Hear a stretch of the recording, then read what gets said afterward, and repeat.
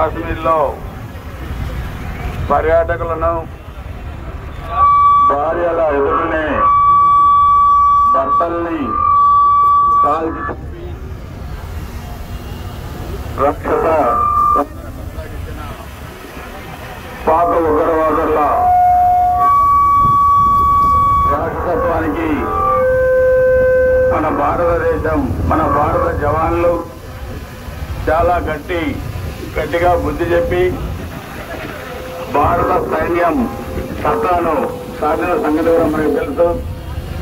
Operation Sindhuri పేరుతో పాకు నడ్డు విరిచి విజయ కీర్తనాన్ని ఎగరవేసిన త్రివిధ దళాలకి మనందరం కూడా గురిజాల నియోజకవర్గం తరఫున అభినందనలు తెలియజేస్తా ఉన్నాం. మన గౌరవ ప్రధానమంత్రి నరేంద్ర మోడీ గారు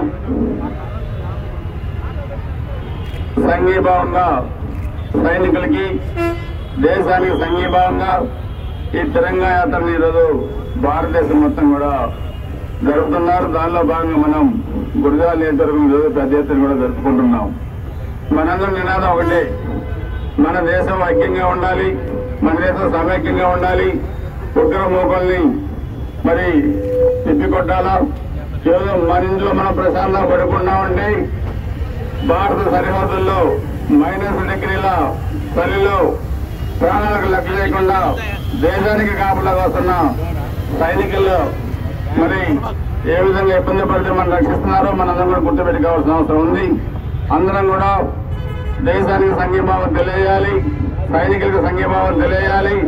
మరొకసారి ఇటువంటి సంఘటనలు జరగకుండా మన భారతదేశం సైన్యం తీసుకున్న చొరవకి అభినందనలు తెలియజేసుకుంటూ భవిష్యత్తులో ఈరోజు ప్రపంచం మొత్తం మీద చూస్తే భారత్ ఒక అజేయమైన శక్తిగా ఎదిగింది. ఆ శక్తిని చూసి ఓర్వలేక ఇటువంటి సంఘటనలు జరుగుతూ ఉన్నాయి. ఇది పునరావృతం కాకుండా మన ప్రధానమంత్రి నరేంద్ర మోడీ గారు చర్యలు తీసుకున్నారు. కాబట్టి ప్రాణాల సైతం లెక్క చేయకుండా యుద్ధం చేసి మన భారత ప్రతిష్టను పెంచిన సైనికులందరినీ కూడా అభినందనలు.